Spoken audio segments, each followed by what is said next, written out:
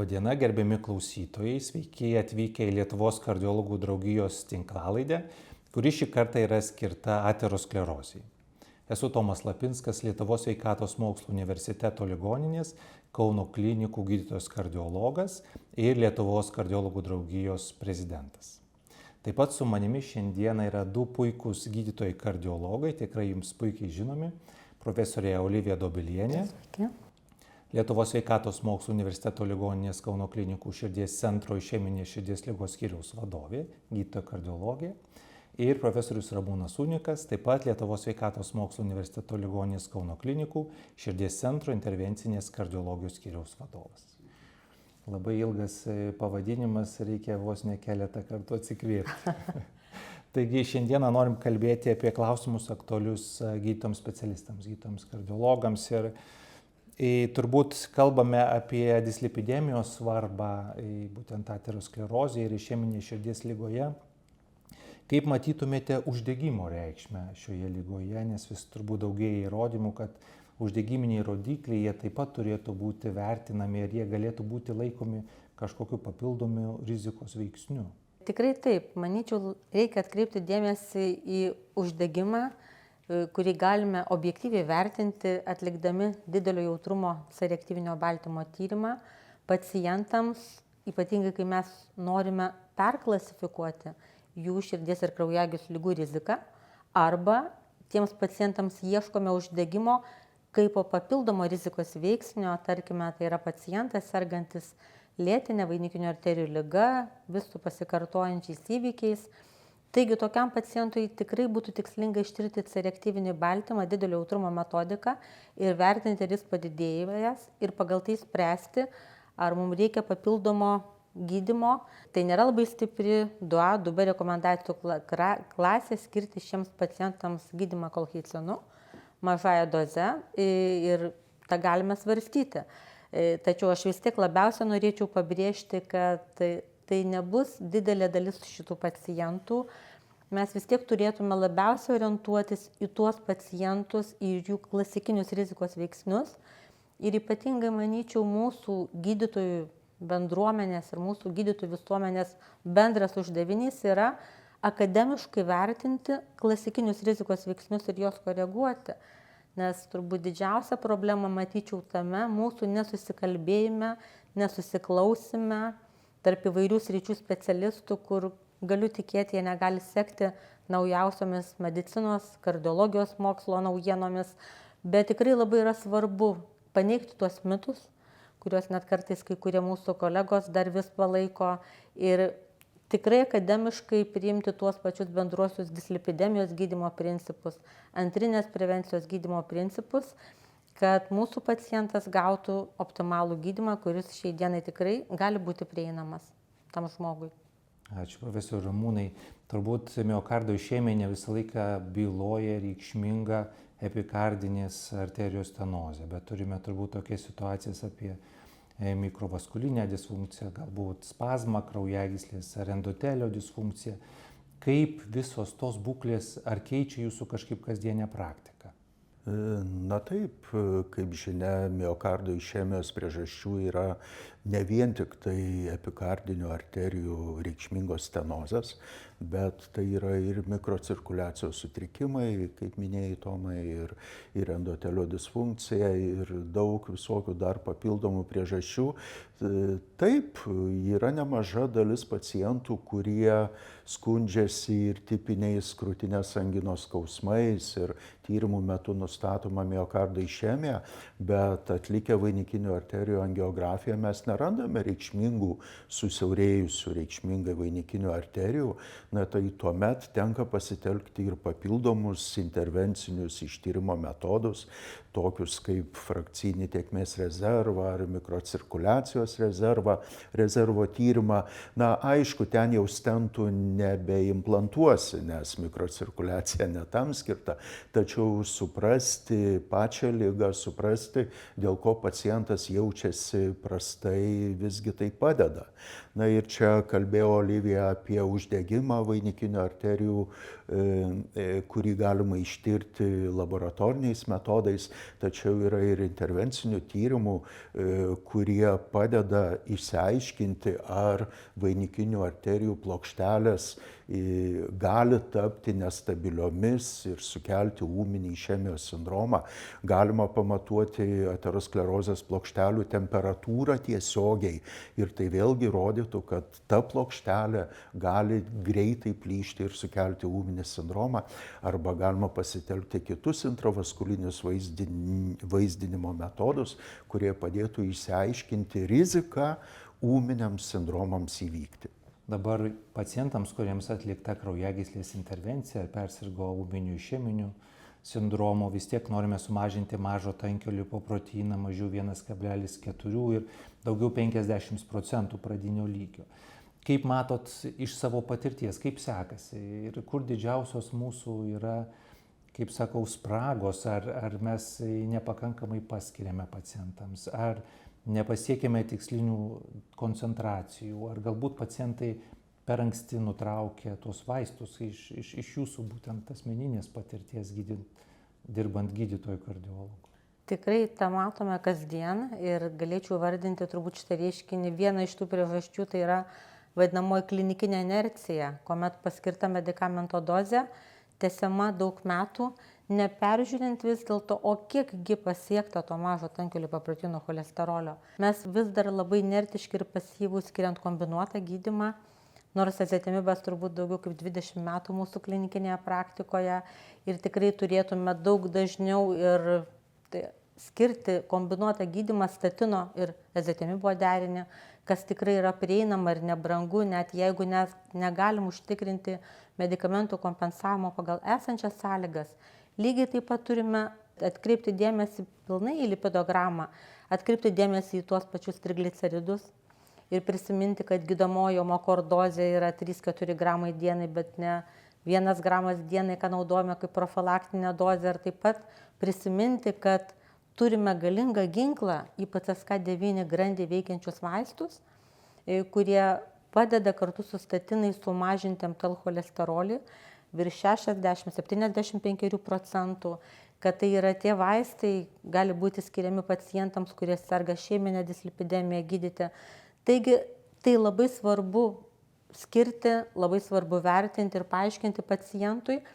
Ir turbūt didžiausia problema yra tame, kur įvardinčiau kaip vieną savybę, kuri gydytojui neturėtų būti būdinga, bet gal kartais per tą didelį darbo krūvį pamirštama, mes neturėtume būti abejingi.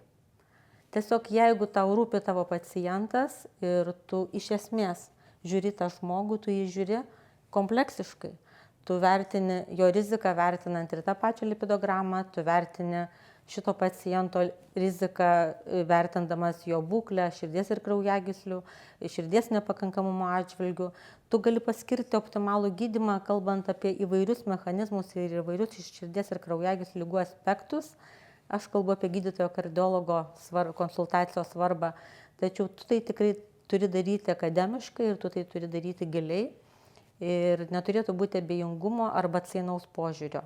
Galimybės yra, labiausiai laukiame kompensacijos šių naujų preparatų, kurie yra injekuojami, kaip lipidologijos ekspertai sako, injekuojamas preparatas. Paklausius tiek Europos, tiek Amerikos kardiologų draugijų pranešimų, kad akcentuojama, kad jau stacionare gydydami miokardo infarktą turėtume pradėti skirti šiuos preparatus tuo tikslu, kad kaip galimai greičiau sumažinti MTL cholesterolį, greičiau pasiekti tikslą ir jį išlaikyti. Tai tikrai tiesiog pavydu kartais klausyti šių rekomendacijų ir galvojame, o kadagi tai bus prieinama Lietuvoje. Tikrai norėtųsi, kad tai jau būtų kiek įmanoma greičiau. Ir aš suprantu, kad pacientai dažnai nusivilia, kada išgirsta, kad negalim visiškai išgydyti aterosklerozės ir pašalinti visas jų plokšteles. Bet yra mokslinių tyrimų, kurie rodo, kad galima jau šiek tiek pasiekti aterosklerozinės plokštelės regresiją. Kokios sąlygos tam pasiekti? Ar tai kažkokia tikslinė mažo tankio lipoproteino koncentracijos dozė, galbūt reikalingi specialūs vaistai? Kaip yra iš tikrųjų? Klausimas abiems. Na taip, žinome klinikinius tyrimus, kuriuose buvo tirtas aterosklerozės plokštelių dydis, tūris, užimamas plotas iki gydymo statinais ir paskyrus statinus siekiant tam tikro tikslinio MTL cholesterolio.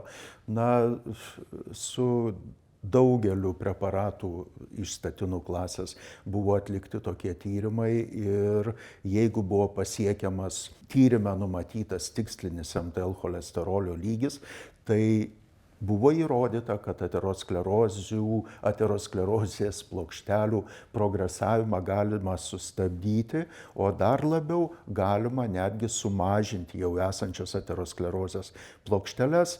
Tai aš manau, kad visgi aterosklerozė nors nėra visiškai pagydoma, bet jau kokybiškai stabilizuoti ją tikrai galima. Aišku, pirmiausia, turint tikslą, kad neįvyktų ūminis sindromas, kuris gali būti mirtinas. Tačiau antrasis tikslas taip pat nemažiau svarbus, tai yra stabilizuoti ir sumažinti aterosklerozės plokšteles. Aš dar norėčiau papildyti, kad monoterapija vien tik tai skiriant statinus labai sunku pasiekti tą tikslinę koncentraciją. Ir tikrai nelabai daug tų pacientų turime, kurie toleruoja maksimalias statinų dozes. Dažniausiai todėl ir kalbam apie kombinuotą gydymą, vidutinės ar didesnės negu vidutinės statino dozės ir ezotimibo derinį. Ir kaip minėjau, šalia esantis PCSK9 į PCSK9 grandį skiriamas gydymas taip pat labai prisideda prie šito ir dabar taip pat jau turime naujų įrodymų, kaip kombinuotas antilipidinis gydymas kartu su į PCSK9 grandį veikiančiais vaistais taip pat mažina ateromos dydį, aterosklerozės progresiją ir kaip turi net tam tikrų regresijos įrodymų. Tai aš manau labai yra svarbu, kad mes tikrai skirtume tinkamą gydymą ir pasirinktume tą galimybę. Šiai dienai pirkti injekuojamą preparatą tikrai gali nedaugelis pacientų, tai yra vis tiek dažniausiai vidutinio amžiaus dirbantys žmonės ir tai turėtume kalbėti apie didesnės pajamas gaunančius asmenis, bet pacientų yra įvairių ir gydyti aterosklerozę, ypatingai kai MTL cholesterolis yra toks ženkliai didelis, tikrai monoterapija niekada to nepavyks pasiekti. Juolab kalbant apie lipoproteiną A, dar vienas aterogenezės veiksnys ir kalbant apie jį, šiai dienai irgi turime tik tai į PCSK9 grandį veikiančius vaistus, kurie apie 20% mažina LPA koncentraciją, klinikinėje praktikoje turiuomenį prieinamus, o naujų preparatų, kurie tiksliškai mažina LPA mažai, dar teks palaukti turbūt metus ar kitus. Jeigu, tarkime, pasiektas yra jau tikslinis mažo tankio lipoproteinų cholesterolis, bet lipoproteinas A mažasis yra aukštas, ar tai yra kažkokia papildoma pridėtinė rizika pacientui? Tikrai taip. Turbūt didžiausios rizikos pacientai turi ne tik MTL cholesterolį didelį, bet ir LPA mažąjį didelį. Tai yra pačios didžiausios rizikos pacientai ir, kaip minėjau, į PCSK9 grandį veikiantys preparatai apie 20 keliais procentais lipoproteiną A gali sumažinti, bet nedaugiau. O tiksliškai LPA mažinantis vaistai kol kas dar yra antroje klinikinių tyrimų fazėje ir laukiame jų ateisiančių klinikinę praktiką, manau, dar prireiks turbūt keliarių metų. Tačiau žinant tai, kad pacientas turi LPA mažai padidėjusi, o tą Lietuvoje įgalina ištirti širdies ir kraujagyslių ligų prevencijos programa, tai jisai turi žinoti, kad jisai visus kitus rizikos veiksnius tuo metu turi mažinti. Ne tik mažo cholesterolį, bet turi visą kitą. Nerūkyti, būti fiziškai aktyvus, mažinti kraujo spaudimą, koreguoti gliukozės koncentraciją, jeigu serga diabetu ir mažinti kūno svorį. Taigi, kitais žodžiais, tas LPA padidėjimas nurodo, kad visa bendrai rizika turi būti mažintina ir visi kiti rizikos veiksniai turi būti koreguotini šitam pacientui. Kokia jūsų nuomonė yra apie bempedoinę rūgštį, ar ji prieinama Lietuvoje? Bempedoinę rūgštį taip vartoja keletas pacientų, tai yra puikus preparatas, kuomet tikrai statinai yra kontraindikuotini ar negalimi. Žinoma, jis efektyvumu nusileidžia PCSK9 inhibitoriams ar į PCSK9 grandį veikiantiems vaistams, tačiau ir kaina jo yra mažesnė. Tiek, kad kol kas sudėtinga įpirkti, turime rašyti kaip vardinio vardinį receptą, kad galėtų pacientas vartoti, bet tai yra tikrai neblogas preparatas, sąlyginai nebrangus ir skirtinas pacientams tiek, tarkim, su azitemibu arba monoterapija, kuriems yra kontraindikacijų statinų vartojimui. Ačiū labai už tikrai smagų pokalbį ir pačiai pabaigai gal po kokį nors palinkėjimą ar prašymą gydytojams kardiologams, kažkokią žinutę norėtumėt perduoti? Gal profesorius pradės? Na, aš tiesiog norėčiau priminti kolegoms, kad tikrai mes turime labai rimtą ginklą su ateroskleroze, su jos komplikacijomis.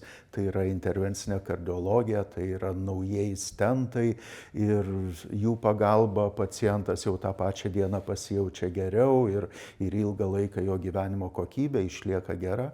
Tačiau mūsų tikslas yra ne gydyti aterosklerozės komplikacijas, bet užkirsti joms kelią, o jeigu jau įvyko aterosklerozės komplikacija, tai viską daryti, kad toliau nesikartotų tos komplikacijos. Tai stentai šito padaryti negali. Jeigu išliks visos priežastys, kurios sukėlė komplikaciją, tai ir toliau kartosis ir infarktai, ir insultai, ir bus blogai. Aš taip pat norėčiau pasakyti, kad geras gydytojas yra tas, kuris gydo ligos priežastis. Ir svarbiausia, manau, kolegos, mes turime labai daug informacijos, mes gydytojai kardiologai. Mes turime dalinti šią informaciją su mūsų pacientais. Labai svarbu informuoti. Labai svarbu nesvarstyti, ar žmogus gali įsigyti brangiau kainuojantį preparatą ar ne. Tiesiog suteikite jam tą informaciją, jisai pats nuspręs, jo šeima nuspręs. Ir neretai paaiškinus pacientui kombinuoto gydymo svarbą, kombinuoto gydymo tęstinumo svarbą ir ilgalaikį poveikį, tikrai pacientas gali priimti sprendimus, bet mes neturime priimti už juos sprendimų. Bet informuoti turime, paaiškinti privalumus ir trūkumus ir ko mes siekiame, ir kodėl mes tai darome. Tai turbūt yra svarbiausia, kad mes turime tą, ką mes turime savo žinias, mes turime dalintis jomis su savo pacientais. Ačiū labai už puikius palinkėjimus ir klausytojams norėčiau priminti, kad su manimi šiandieną buvo du puikūs kardiologai, profesorė Olivija Dobilienė ir profesorius Ramūnas Sunikas. Tai linkiu visiems geros dienos ir iki kitų susitikimų.